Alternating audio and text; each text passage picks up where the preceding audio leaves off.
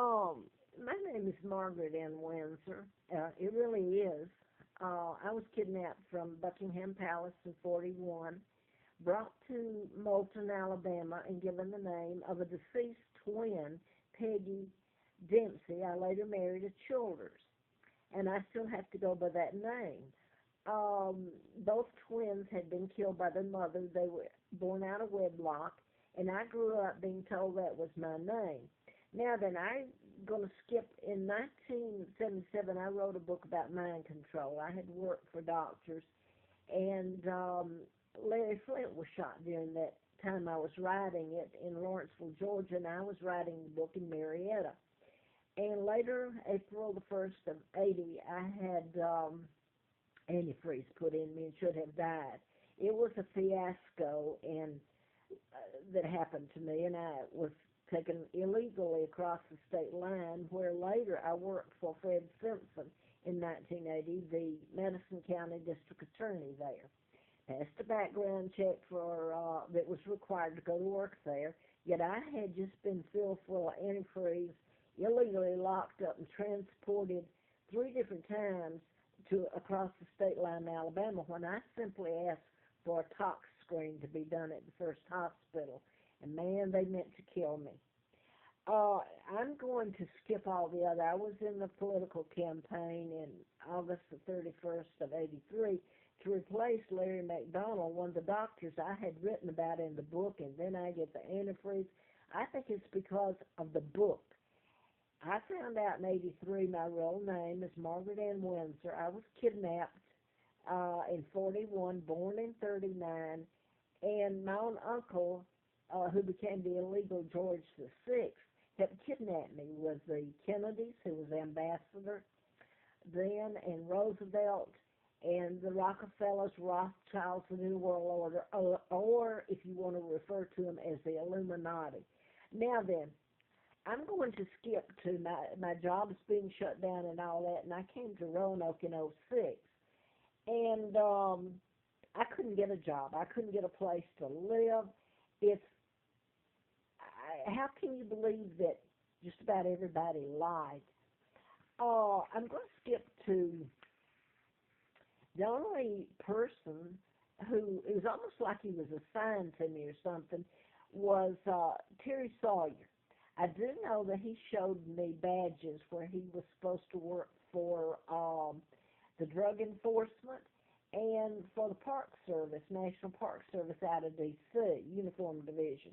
So I don't really know. And the other thing, he's supposed to be a retired vet. I will say that he was the one that lied, I found out later. I mean, they'd done a number on me. He and this is a marshal, Robert. I never knew his last name. I've kept his phone number over the years and spoken with him until really the last year. I haven't spoken to him. But my point is, they started using, I lived on the Appalachian Trail in the freezing just to live and starved, and everybody around here knew it. They were told not to help me, and they didn't, but they didn't mind hurting me. It's unreal if it's ever told. I was simply telling about mind control murders done in patterns. Somebody's got to question the fact that near here in Blacksburg, Virginia Tech, where the 33 shootings took place, the guy was programmed to shoot them. It was done in patterns, and it can be proven. But now then, all they say about it is that he was, what did they call him? Well, they call these people crazy. They're under mind control, and it has nothing to do with mental illness. Then you had the psychiatrist who finished school at Blacksburg, Virginia Tech. He was born here in Roanoke, Vinton, and he was the Fort Hood shooter. These people are programmed, and I could go on with a list. Anyway, the very agency that's doing the programming is the one that's had me do it, put my life in hell, or they may have even kept me from being dead. But the life I lived, sometimes I wonder if it isn't worse than being dead. I don't even know where my sons are, and I'm going to go ahead and say it. I'm Victoria II and heir to the British crown. They took out my father, Edward the Eighth, who never married Wallace Simpson. He was married to Wallace, to, excuse me, to my mom, Claudia Ruth O'Keefe Windsor. So the whole thing was a lie and made up. And the New World Order and my uncle and Elizabeth later just kept on with the facade, took my father down. What I wanted to say here, I have been, it's like a joke I'm supposed to live in Buckingham Palace. I've been made to walk and crawl and freeze, and no toilet paper, no food, no toilet, no bedding, freezing over the years. Now then, when I started getting some money, because I couldn't get jobs anymore, nobody wanted to even speak to me. I went to, when I finally was told I could get help there, I went to Section 8 HUD. First one was Edinburgh Square Retirement. And I'm going to name them in order. The next one was Richfield in '08, which was a nice one. And then Joseph's Dream next door in Bedford. Now then, in each and every one of these, I'm allergic to chemicals. I have, I forgot what I had it here. Well, I have a immune system disorder. And then there's another one that's connected with being allergic to chemicals. When I went in there, at each one of these, and they're HUD, federally funded, they soaked me, and I'm telling you the truth, they soaked me. They had it to where the air conditioning or heating, I couldn't use it, but even then, even in Central, it was being pumped through the fumes and vapors to where it was killing me, and it has. I can't even move today. I've moved from Edinburgh, been forced to. I stayed there 6 months. These people all know they joined into what is a conspiracy because they're afraid of the agency and the cops involved, the law enforcement. They get stuff on them, or they just do it to keep their jobs.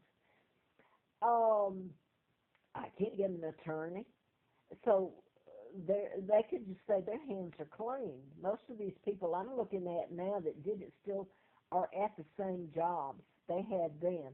Nobody's been prosecuted in this whole thing.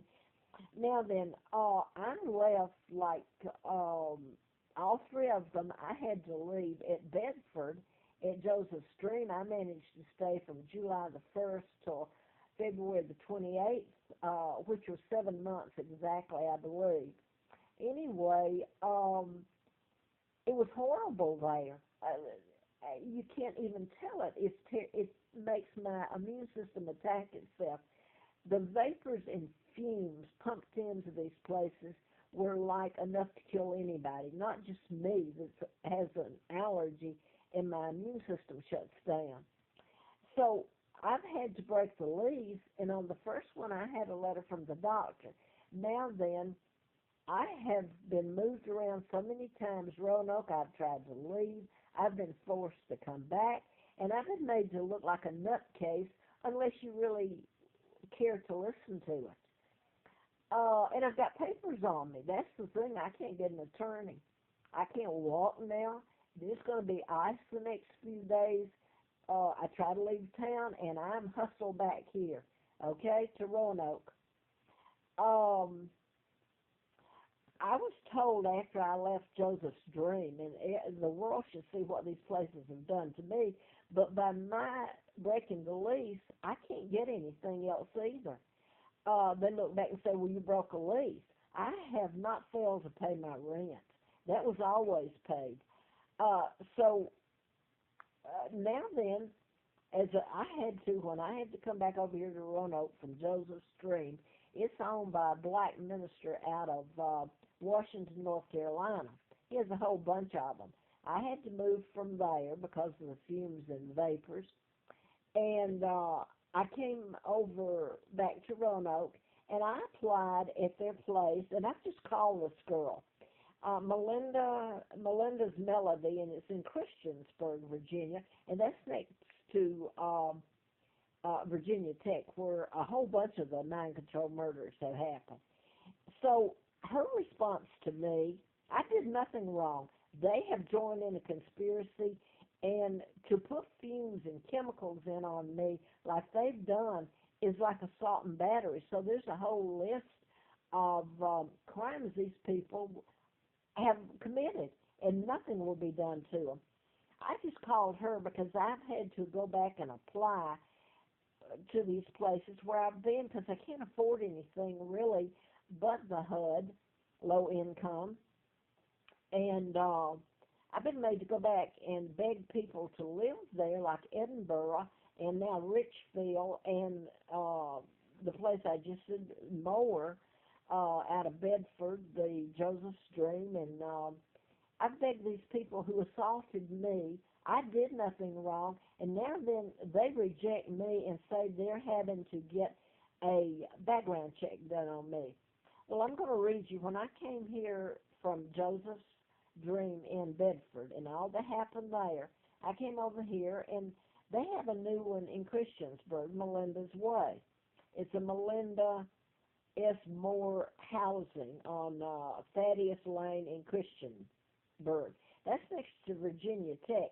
I can tell you that all the cops in the state of Virginia, the state troopers and all, and yes, I have names and all of it. They all know who I am. They all know about the mind control murders, all of it. So I requested to live an application here. It was a brand new one they had just built, a mower that owned the one in Bedford. I got back, they were going to have to do a police report, and I was rejected. Couldn't live there, saying your record of previous tenancy did not meet our screening criteria. Well, now that I'm here and I'm trying to get into, because I can't get around, I'm just about dead from the fumes. I'm having to go back and beg Richfield, which I was there in '08, they did the same thing, beg them to come back there hoping that it won't happen again, that the fumes and all that will be stopped. Well, now I've got from them, and the same woman's still there that was there when I rented for the short time, is requesting me to fill out papers for a police background check. I'm not the one that's broken the law. It is such a hideous crime, and I'm going to go ahead and say it. I don't know if anybody wants to even listen to this or piece it together. One of the FBI agents, when I was issued a letter, June the 23rd of '79, he yawned, or he faked yawning, and said, you know what people do with what you're telling? It bores them until they find out how it affects them. I can't even, I'm here begging for a place to live. I was kidnapped from Buckingham Palace. I don't know if my children are alive or dead. I've been written up in Hustler, a candidate, and then find out that he helped. At least he tried. And you think all these people have done this to me? They pretend to be Christians, law-abiding citizens. They're anything but. I should have lived in Buckingham Palace and how many castles. And I have been on the side of the road, lived in dumps, not had toilet paper, been chased. You name it, they've done it to me.